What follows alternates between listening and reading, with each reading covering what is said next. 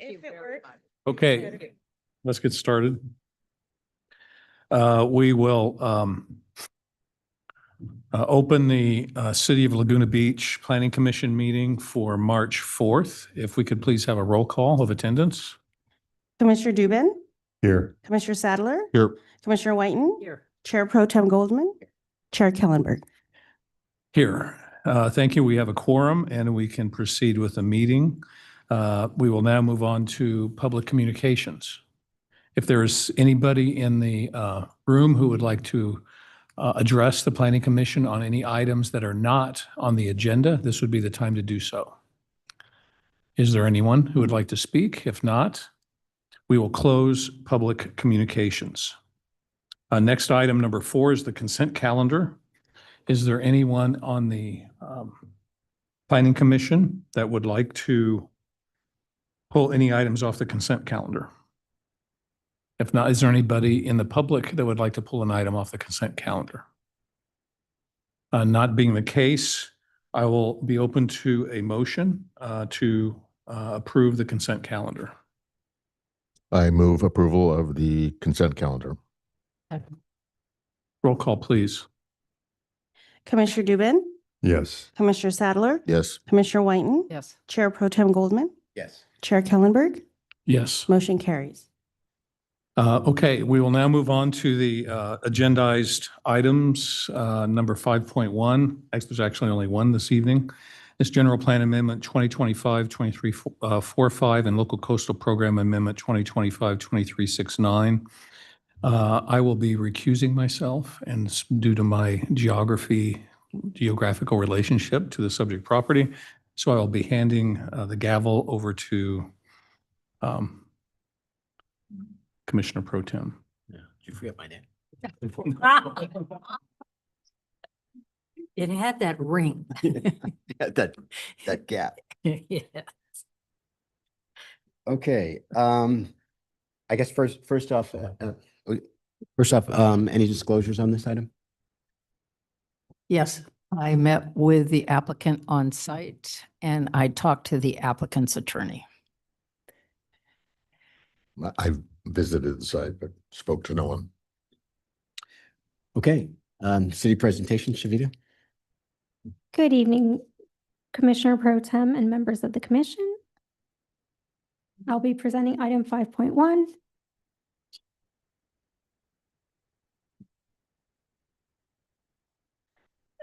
The project site is located at 600 Buena Vista Way.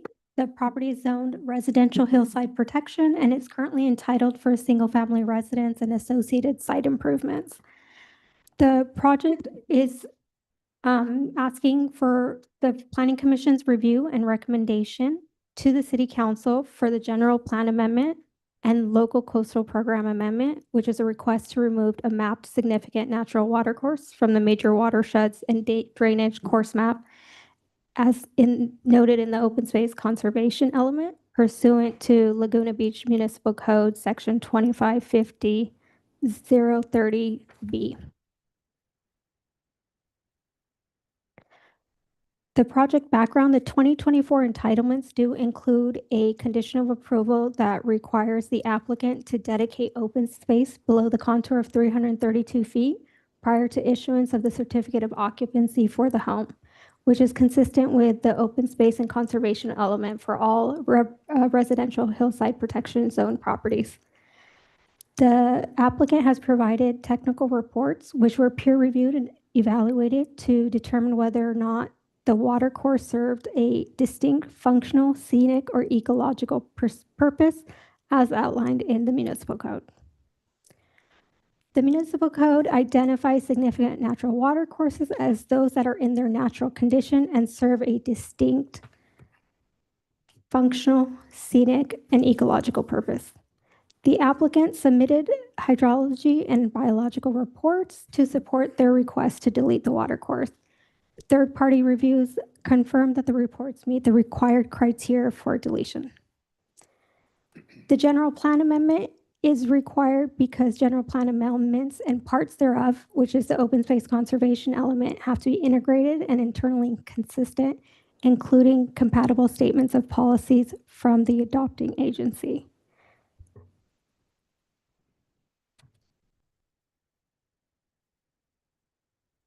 The local coastal program is a document that composes various general plan elements, specific plans, and municipal code provisions, guidelines, maps, and resolutions.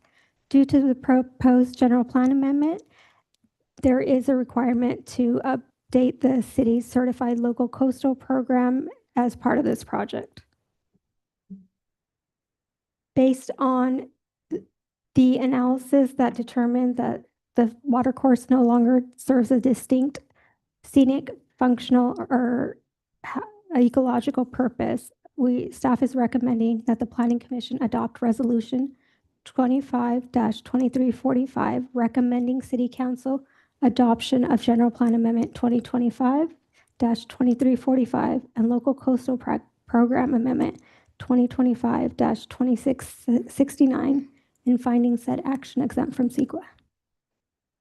I am available to answer any hold on. In addition, after publication of the staff report, 3 letters were received, 2 in opposition to the project, citing concerns about the technical reports and potential future development of the site. 1 letter was submitted by the applicant in response to the opposition. I'm available to answer any questions, as is the applicant and the homeowners. Questions? Has there been any other level of environmental review that has occurred beyond the hydrology and biology reports? For the entitlements of the single-family residents, they were required to submit a geotechnical report and a cultural resources report that are not part of this project because there's no development occurring with this project. Okay. So, I guess my big question, and it's probably more appropriate for the applicant, but I'm curious about the purpose of removing the watercourse designation. Is that so that some other project can proceed forward? Yeah, so if you don't mind, that would be entirely speculation on staff's part. And so, we're going to probably elect not to answer that from staff. Okay. You, of course, are free to answer the applicant. I will caution this board, though, that, that's not really before you guys tonight, such that if you like the idea, if you don't like the idea, you're really kind of geared towards the discussion and decision tonight on that water course. But of course, the applicant is free to share any future plans they may or may not have. Okay, thank you. My question has to do with the dedicated open space. Is that is this an officially dedicated open space? What's the record of that? Currently, the site has dedicated open space dating back to the 2004 entitlements for the site. The 2024 entitlements updated the contour line for which the dedicated open space would occur. So there's an existing dedicated open space, and then as part of the 2024 approval prior to the issuance of occupancy for the construction of the residence, they'll have to dedicate the open space in an agreement that will be reviewed by the city attorney's office. And is the open space the balance of the project that is not developed? Effectively, outside of the retaining wall on the site, let me see if I can share my screen and we can show you.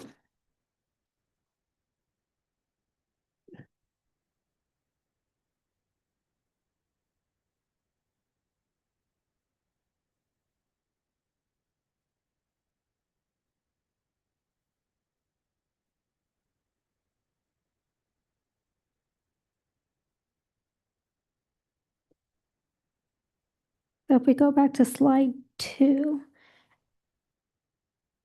the water course essentially is located towards the downsloping portion of the property. The current access is provided here to a fire turnaround, and then the construction of the residence is here. Contour 332 kind of starts around here and is about 1/3 of the project site, maybe a little bit more. Okay, and 1/3 of the property is developed. a third of it is this dedicated open space, and then there's another third. There is some existing retaining walls and grading that have occurred as part of the 2024 entitlement, but that's for slope stability, not technically development of the site. So that comprises the balance. Okay, thank you. Yeah, if I kind of following up on that same thing, I'm trying to maybe ask it in a different way. It's saying that if this is to be granted and this water course is to be removed, that it would not induce further development. That's a little different than saying that it would, it would preclude further development. What's the difference there? Will this in any way allow, or that ties into this dedicated open space area, if this is to be granted, is this whole entire area where the water course would be removed from the maps, is that all that entire area within this area of dedicated open space? Yes, unfortunately, I don't have the grading plan, but everything below the contour line of 332 feet is dedicated open space, which is most of the property west of the water course. And is that a permanent restriction on this property that runs with the land? Correct. Yeah. So the open space deed restriction does run with the land. However, like all other deed restrictions based off of, I forget the general plan policy, it is limited temporally in time. Don't quote me on this. It's typically between 20 and 25 years. And then of course that doesn't preclude a applicant from potentially coming in and applying for a whole new different project that says, hey, we're going to rework it, we're going to put it somewhere else, so on and so forth. So while we stand behind the verbiage and words in the staff report, but no, I'm not going to sit up here and say in perpetuity for the history of the universe that basically open space conservation easement is going to remain on the property no matter what. That's just not how our open space conservation easements work in the city.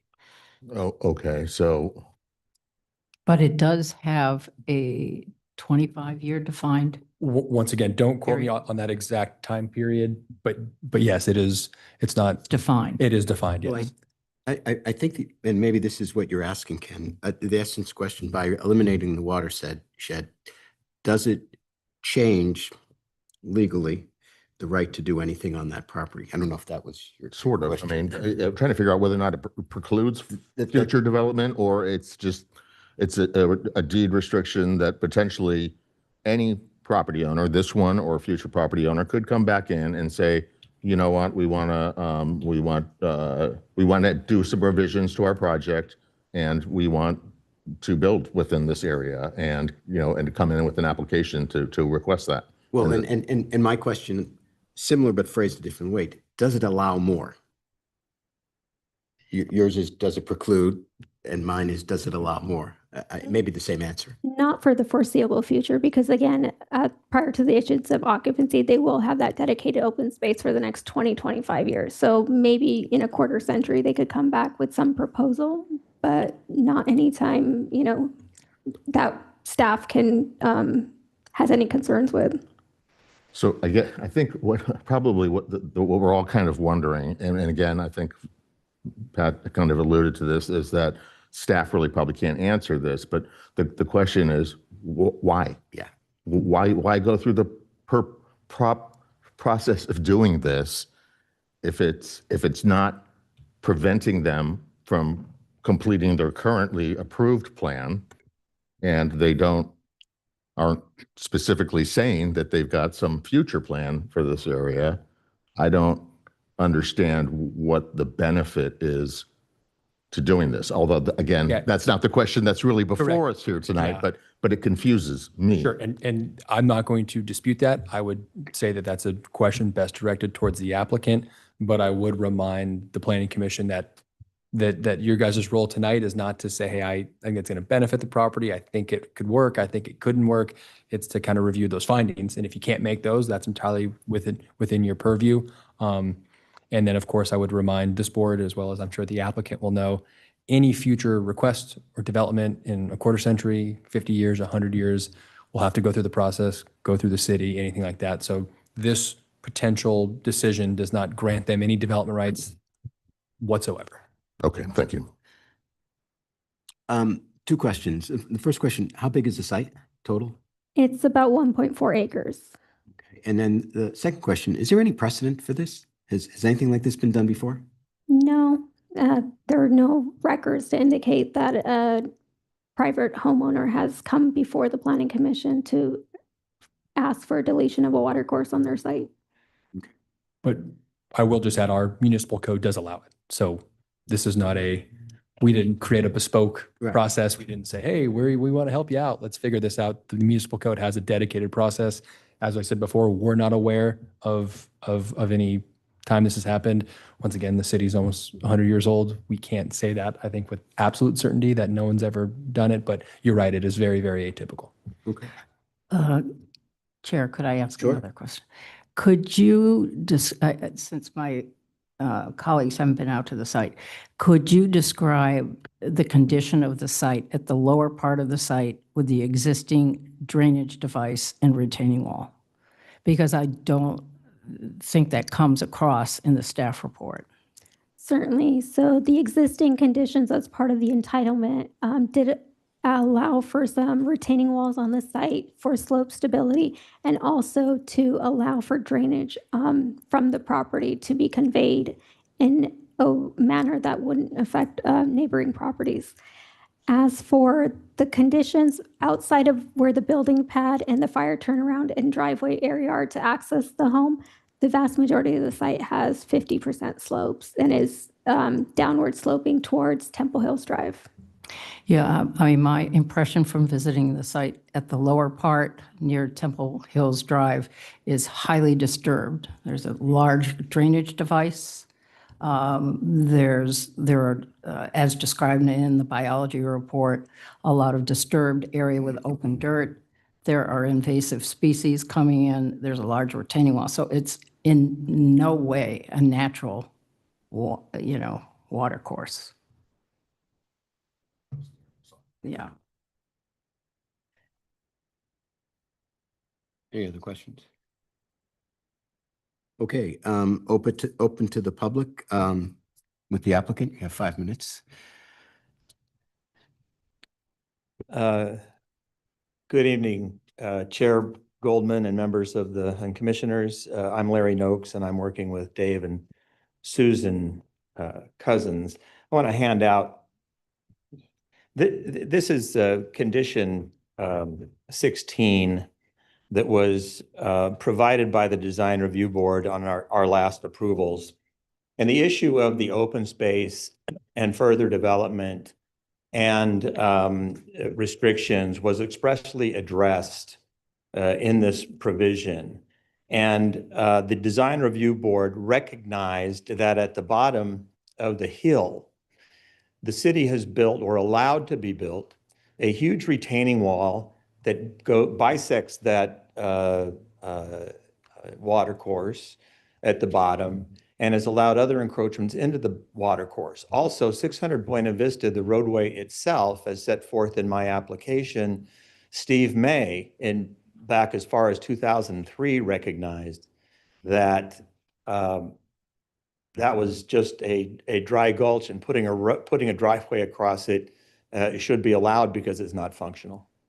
This is a dry water course, and in the event that anything happens on the site that needs to be addressed by the owner, then that will be addressed with the open space parameters being addressed by the city staff and the city attorney and subject to review by the Design Review Board if that changes. So that mechanism is already in place.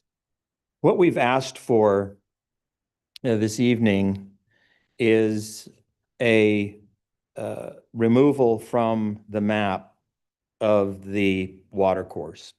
We have provided a hydrology report that has been peer reviewed that shows that this water course has absolutely no functional purpose at all.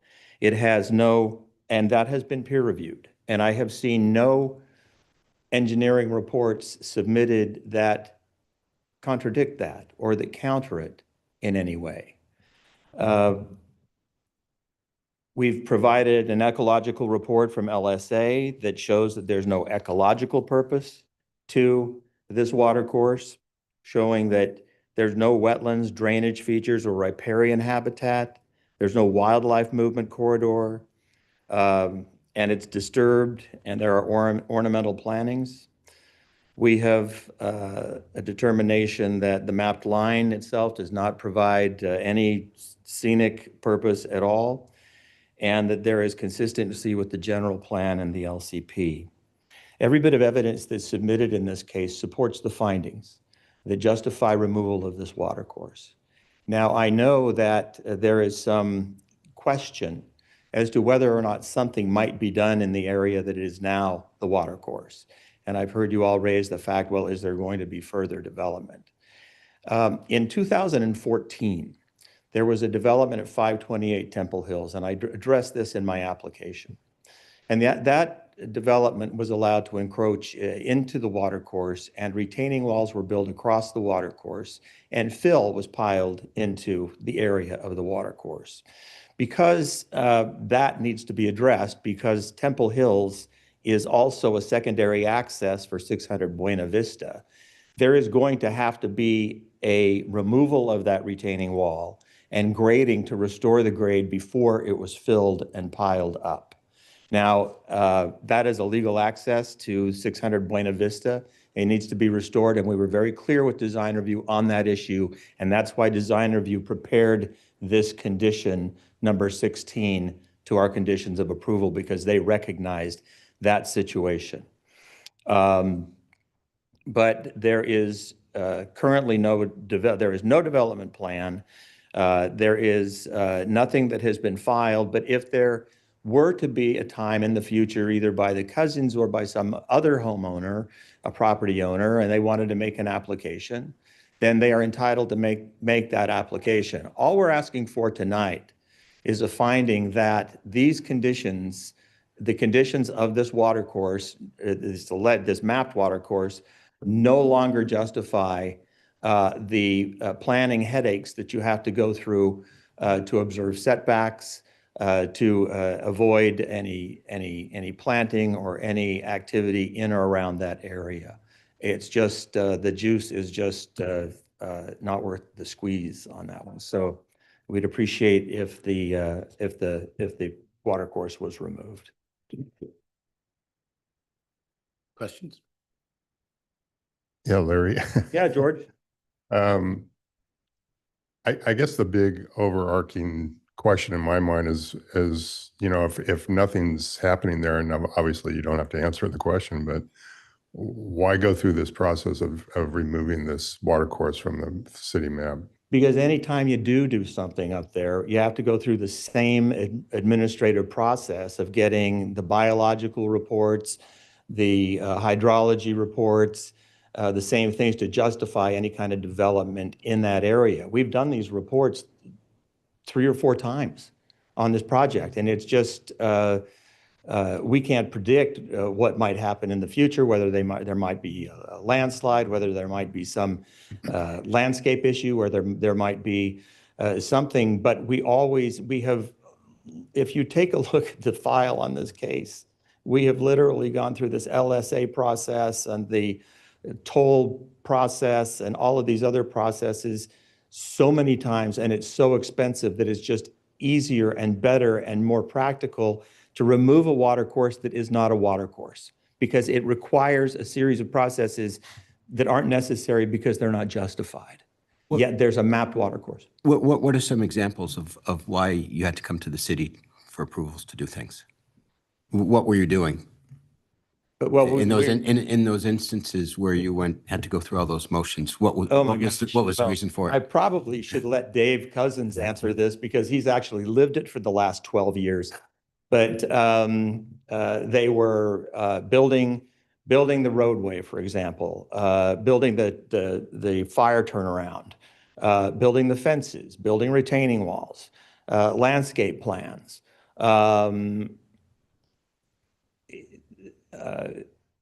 The site development itself.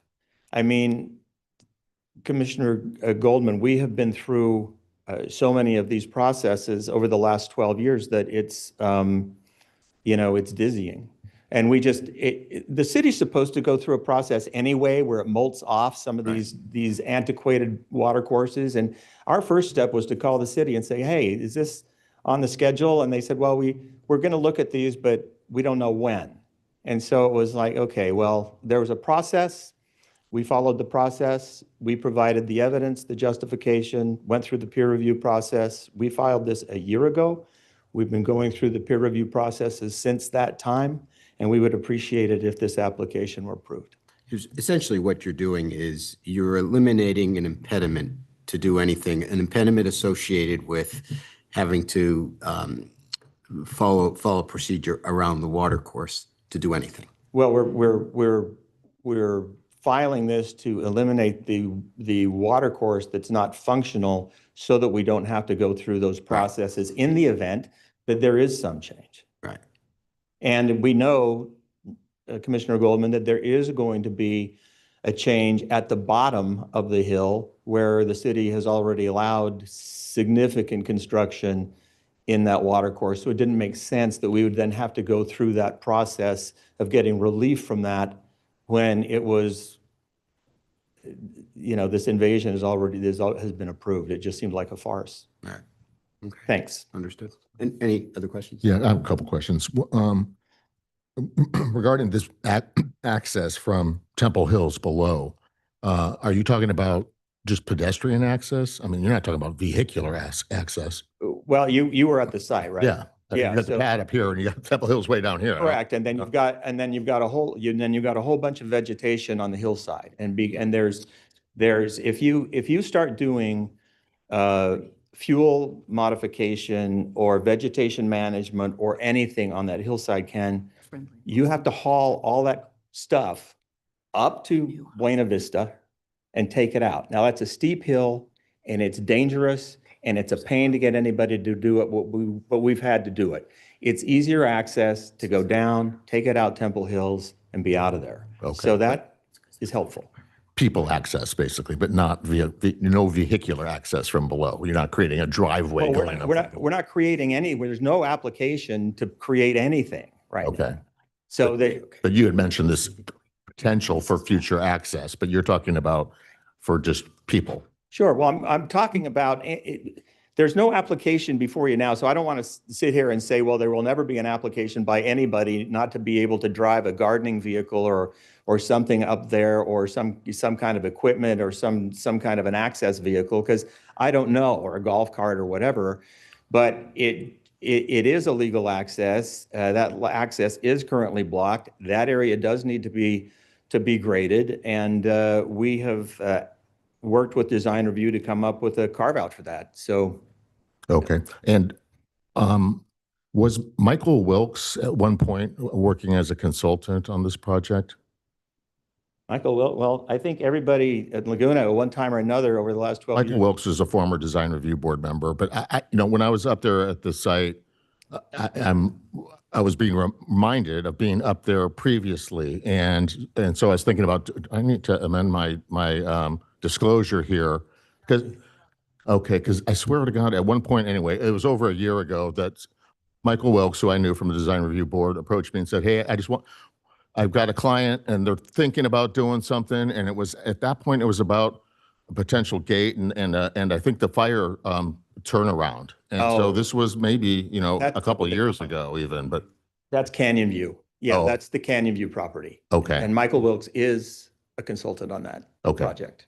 Separate but similar property, but okay. Then answers my questions. Thank you. Thank you, Ken. Anyone else? Thank you. Thank you. Open it up to the public. Please state your name and then sign in afterwards. And a 3-minute limit recognized. Good evening. My name is Greg Tross. I represent Mark Scher, who is the adjacent property owner to 600 Buena Vista Way, which is the property that is currently at issue here today. I think some of the main issues I want to address are met in our letters, which we sent to the planning commissioners on February 17th and March 3rd, which is yesterday. But I think One of the main items that the Planning Commission has been speaking of today is why are they doing this now? And mainly it seems to what they are doing is piecemealing this development into pieces so that there are differences in the category where they can apply categorical exemptions to get behind CEQA and get away from the actual issues that are at hand on this project. The project needs to be reviewed in its entirety, and the common sense exemption under 15061B3 should not apply here because of that. It's very obvious that, and common sense should prevail here, that this is a development that should require environmental review and further environmental review. One of the main items that the applicants use and provided is a hydrology report. One of the issues that we've raised on our letters is that the hydrology report does not account for runoff during actual storm events and where that water course could still be potentially used. Another issue we want to address is the issues in the LSA, which we believe don't actually look at to the biology of the animals during a dry water course and what would actually be in there at that point in time. Another item that we want to raise is the issue related to the development and piecemealing of this. I want to raise that specifically because it is clear that if this is going to be designated open space, why are we trying to do this now and not in congruence with another aspect of whatever they're trying to do? If the policy behind having an LCP and a general plan amendment, which points to this being a natural water course and it should stay as a natural water course, is to then remove that water course whenever someone decides that they want to do changes to it. That is not the policies that are behind the Coastal Commission, the Coastal Act, and the LCP itself. So one thing I want to mention is that this should stay the way it is because it ensures designated open space within that area. And if the applicant does want to do something down the road, they can do that. They can do this general plan amendment and LCP amendment in congruence with that project, and it can be reviewed in its entirety, not piecemealing it out like they're trying to do now. Thank you. Thank you.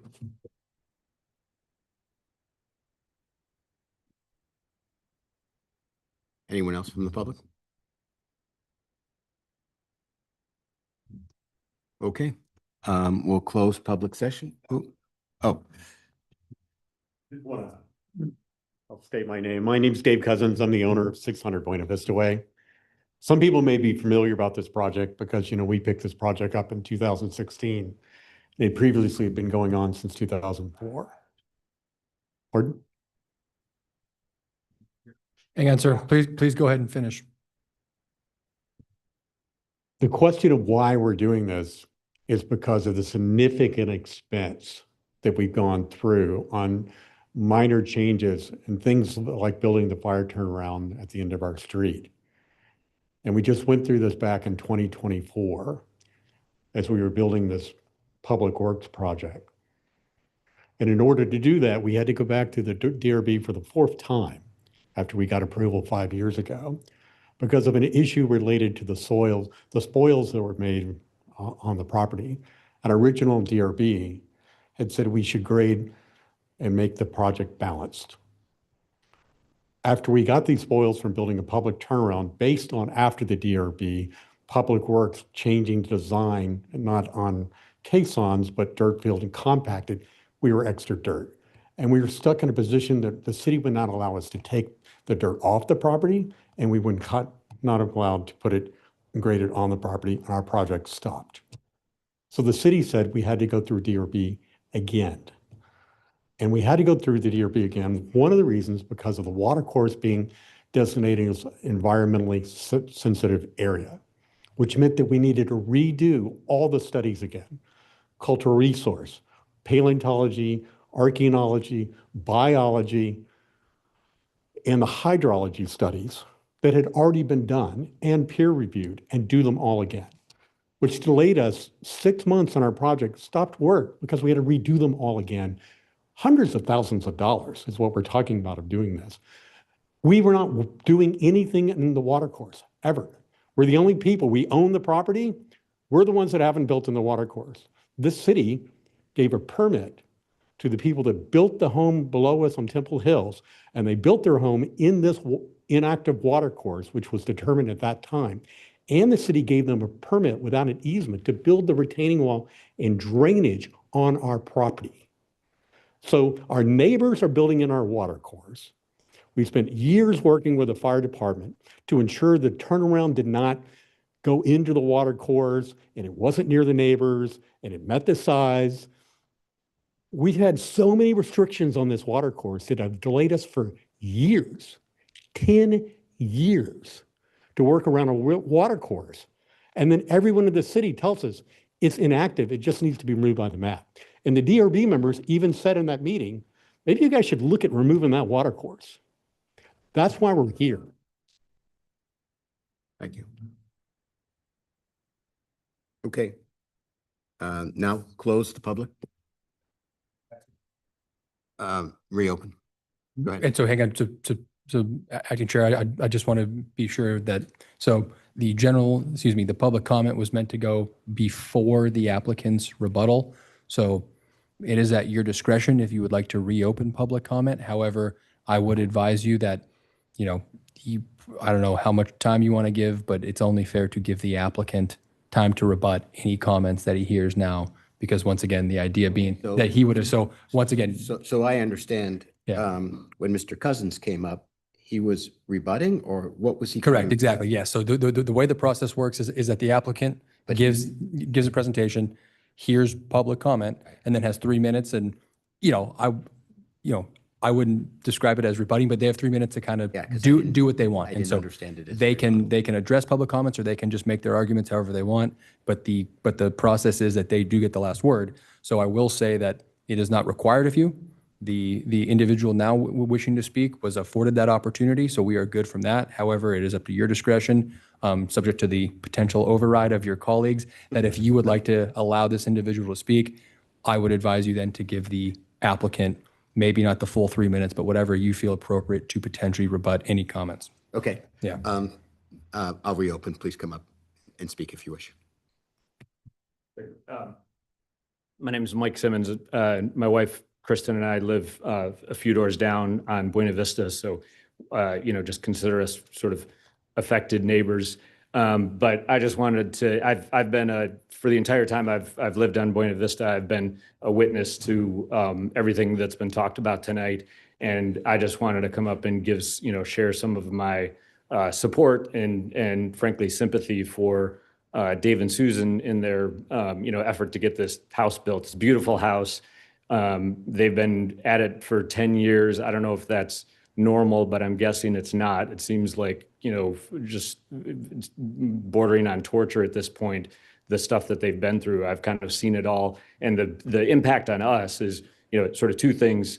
One, they've been incredibly generous to a level that I've never heard of before in terms of the amount of money that they've spent, to meet the city's requests on a fire turnaround, which, we're a direct beneficiary of. Everybody on the street is really excited about having a fire turnaround in a city that's got, the fire risk issues that we have.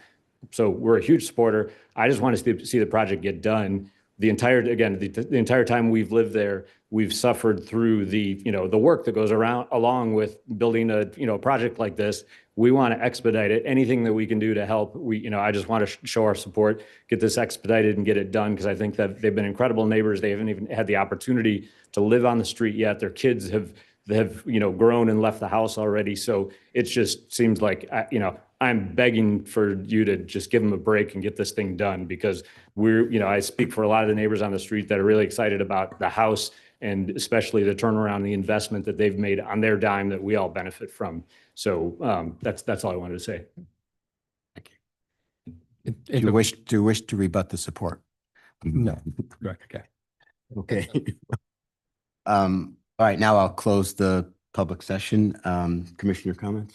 I always look left, maybe look right today. Anybody want to start? I'll go. Yeah, go ahead. Well, I know I've been on the planning commission for a while. I was on the design review board before that.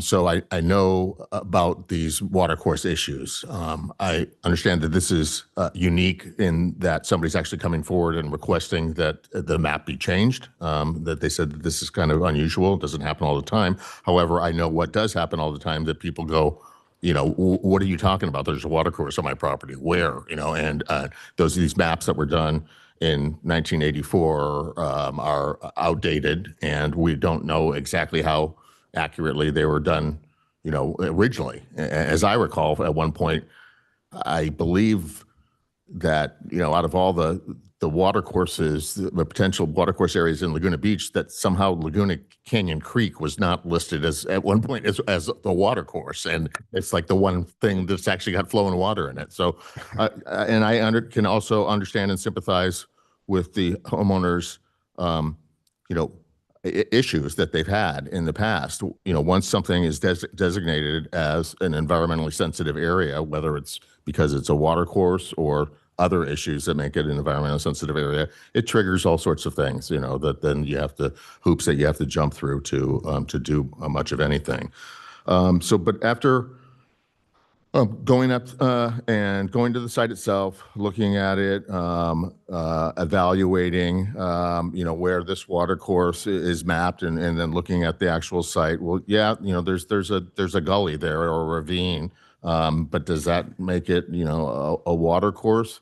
We've got a couple of expert reports that have been peer reviewed by the city that are saying otherwise, and saying that in their professional opinion, they don't feel that it is a water course. And so I give a lot of credence to that, and you know, I'm not willing to supplant my thinking with their expert opinion on that. So I take that for what it is, and so I'm still, you know, other than, you know, the explanation, which is a valid, and weren't, you know, even, it wasn't even necessary that you even gave us an explanation, but I think the explanation of just explaining that the main reason is that the existence of this mapped water course has created significant issues in the past, costly and time consuming, that could happen again in the future. And it just seems as though you know, this is an effort to try to prevent that from continuing to happen. So after reading through the staff report and the reports, I am willing to, although this is, you know, unusual, I'm willing to support this application. I do also agree with the categorical CEQA exemption, and that there's no specific exceptions to that exemption that apply. And so, again, I'm willing to support this, and am willing to support the city taking, you know, action, hopefully sometime in the relative near future, to evaluate, you know, all these water courses and see what they can do to tighten up this process, because it's you know, it's unfair to people to designate an area as being environmentally sensitive when experts say otherwise. So again, so I'm willing to support. Yeah, I think that's very well put, and I agree with everything that Commissioner Sadler said.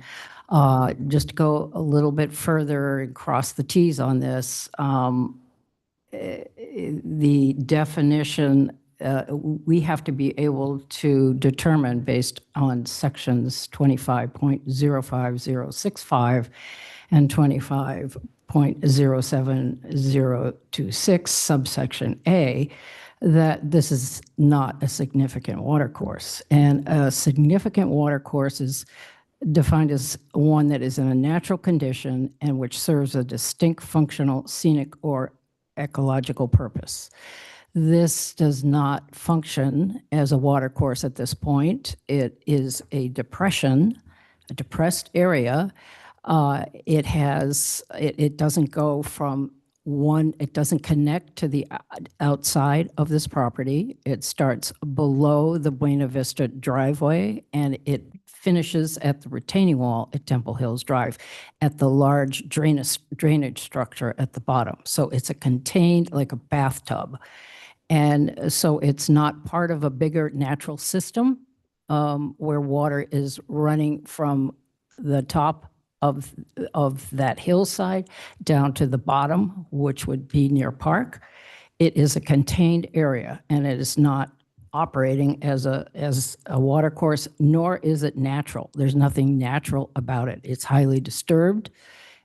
Nor is it scenic. I guess if you lived right on the canyon walls and you looked into it, you might think it was scenic, but even 528 Temple Hills Drive doesn't really take advantage of that view. So it's not functional, it's not scenic, and I think the ecology has been well addressed in the LSA report. So in addition, this is a modified water course. It meets that definition, which is a water course which has been piped and channeled. And this is very definitely the case here. There's a pipe under the Buena Vista driveway. There's a huge drainage device at the bottom. So I could make those findings under subsection A. In addition, the issue that we started the meeting discussing, which was the how the certificate of occupancy will determine that this is a designated open space, and for some period of time. And I think that is adequate protection to prevent this area from being developed, and just within the resolution. And but should the applicant want to come back and do something, they have to go through the process all over again. So there are plenty of built-in checks to keep this from being developed. And so that's another point I want to make. And I think from a practical standpoint, the continued need to regurgitate studies. If, for example, the applicant needed to go back to the DRB for significant change in materials, something triggered them returning that they couldn't do over the counter, this whole question might be brought up again. And that is really beyond the pale, just not in any way fair. So I'm able to make the CEQA findings. I'm able to make the findings that this is not a natural major water course. And I think it's finally, I'd say, I think it's good for the city to have this happening, because it shines a light on this whole issue of outdated information. I know it's on the long-range list of things to do, but I think this is a good way to bring attention to this issue. Well, my fellow commissioners have stated a lot of what's going on here. I only want to add to that that we had a project that took the owner 17 years to get out of the ground. And a lot of it was stemmed around, and this was in Laguna Canyon, of course, so there is a drainage issue out there that we all are very aware of. But one of the things that they were faced with was whether this was a natural water course or whether it was a channelized drainage canal, basically. And a lot of the people around the project stated that it was a blue line stream. Well, if you look up the definitions of these things, and we spent a lot of time going over this, that a natural water course is something that is not channelized, it's not dammed, it's not no human interaction has changed the way the water flows. The water flows in as it will, so to speak, without any disturbance or channelization from human beings, basically. Well, Laguna Canyon is channelized. It hasn't been a natural water course for 50 years or more, probably. So the only reason I bring that up is because a natural water course in my mind doesn't exist on this property. It's clear that there's been a lot of human intervention here. Obviously, as I look at the property, there's development all around it. There is not a lot of natural habitat because it's been worked on, over the course of a decade or more. I know that one of the complaints people have when they try to develop properties is the time factor and the expense that people go through, and it's absurd when I hear these stories about 10 years, 12 years. In the case of the project in the canyon, 17 and a half years, and multi-millions of dollars more expense because by the time they got a shovel in the ground, the cost of construction had significantly changed. So it's, I was a little uncertain as to why you were going through this process at this stage, but I think you've articulated those reasons why. And,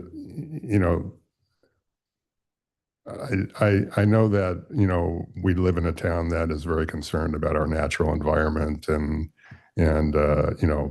all kinds of issues, view equity, all these types of things that come up all the time. But I know that the city's main complaint that we get constantly is how long it takes and how expensive it is to do any kind of development here. And I think there's reasons for that. I mean, obviously we have a unique community that, doesn't exist, just to the north of us or even to the south of us. And I think that a lot of what has happened over the course of decades is there's been a lot of layering of rules, guidelines, policies, municipal codes that have created a lot of unnecessary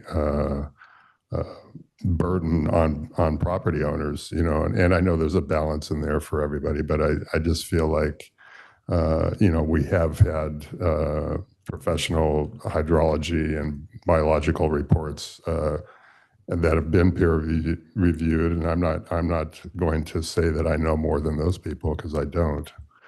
But I think that based on what I've seen, based on my understanding of natural water courses, which we all got studied on that over the course of a lot of years of watching this project in the canyon and the debate that has gone around that. And Laguna Canyon is not a natural meandering stream. It hasn't been forever. So anyways, a little bit of long-winded conversation, and I apologize for that, but I'm going to support this application. Okay, I mean, there's really nothing I can say to add to what's been said. I can make the findings based on the reports that it's a non-functioning water course. My concern coming in was the protection of open space. I'm fine with that. Your explanations of why you're doing that and, given the time and money that you've spent already, explains that to me, that there isn't, while it's not a factor in our decision, that there isn't an ulterior motive here that we're not aware of.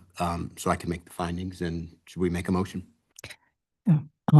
Planning Commission moves the adoption of Resolution 25-2345, recommending that the City Council adopt the General Plan Amendment 2025-2345 and LCP Amendment 2025-2669, and finding said action exempt from CEQA. Second.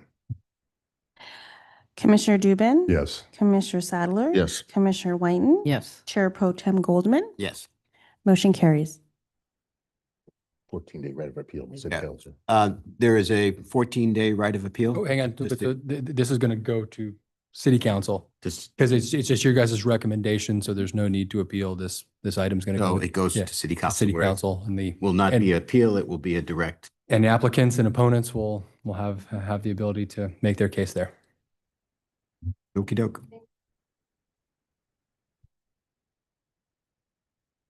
Hmm. It's the only bad tip you've ever given me, so it's.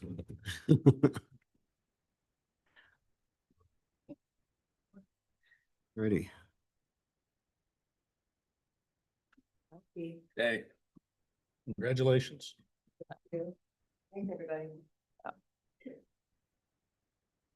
Okay, that was the last item, formal item on the agenda. Are there any other reports to be made by staff to the commission?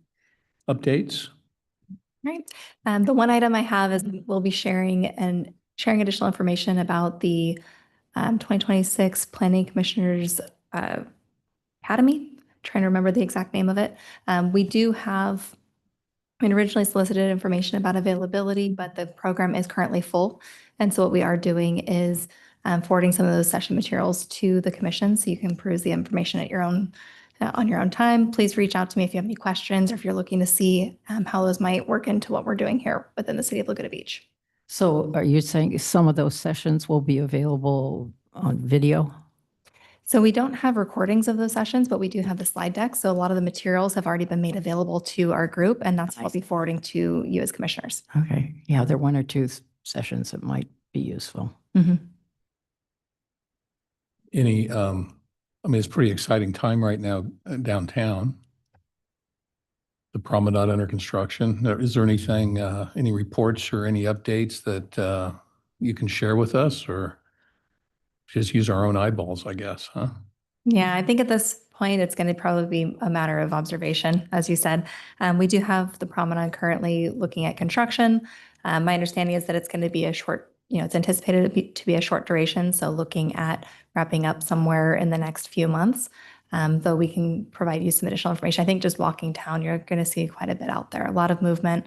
We do have some upcoming items that we're anticipating from our Public Works team looking at concept reviews for additional improvements.